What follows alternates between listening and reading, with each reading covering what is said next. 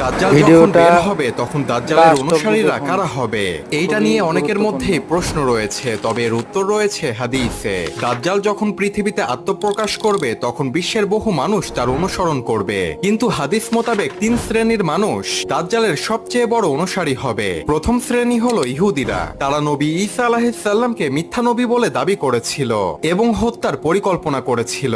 ইহুদিরা বিশ্বাস করে ঈসা আলাইহিসসালাম কোনো মাসিহা ছিল না, সেজন্য তারা তাদের মাসিহার জন্য অপেক্ষা করছে।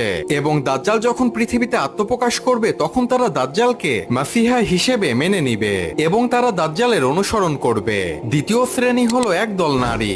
দাজ্জাল যখন বের হবে তখন পুরুষেরা তাদের স্ত্রী, মা, বোন এবং কন্যা সন্তানদেরকে বেঁধে রাখবে যেন তারা দাজ্জালের কাছে না যেতে পারে। কিন্তু দাজ্জালের অলৌকিক ক্ষমতা দেখে নারীদেরকে ঘরবন্দি করে বেঁধে রাখা সম্ভব হবে না। তারা ছুটে দাজ্জালের কাছে চলে যাবে এবং দাজ্জালকে অনুসরণ করবে।